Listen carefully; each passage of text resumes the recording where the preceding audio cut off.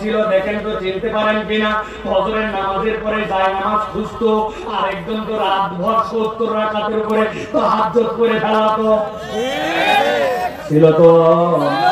কিন্তু ওই লোকগুলা কি করছে? আলেমদেরকে বেছে বেছে মিথ্যা মামলায় ফাঁসায় দিয়েছে, ভুয়া সাক্ষী জোগাড় করেছে, মিথ্যা বিচার কোর্ট বানাইছে, দেশের শ্রেষ্ঠ আলেমদেরকে, শ্রেষ্ঠ মানুষগুলাকে হত্যা করে ফেলতে পর্যন্ত কার্পণ্য বোধ করে নাই। তার মানে বোঝা যায় তার ইমানের দাবি উপরে উপরে, ইমানটা তার হৃদয়ে কখনো আসে না।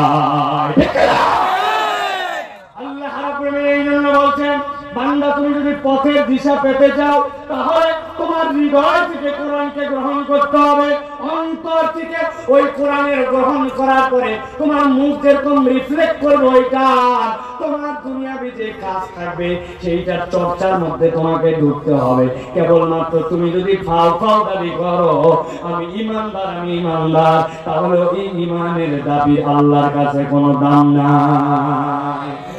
একটা জিনিস আপনাদেরকে বুঝাই দিয়ে যাই, সারা জীবন আর ভুলবেন না। আপনি যখন বলেন আশহাদু আল্লা ইলাহা ইল্লাল্লাহ, তার মানে আপনি সাক্ষ্য দিচ্ছেন আল্লাহ রাব্বুল আলামিনের প্রতি।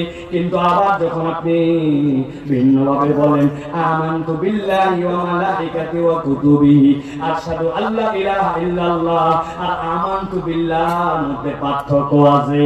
আশহাদু আল্লাহ মানে সাক্ষ্য দেই, আর আমানতু মানে সাক্ষ্য দেই না।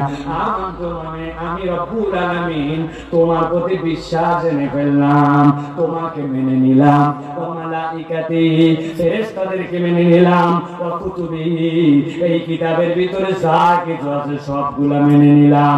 একটার নাম সাক্ষ্য আর একটার নাম হচ্ছে মেনে নেওয়া। দুইটা কি কখনো এক হতে পারে?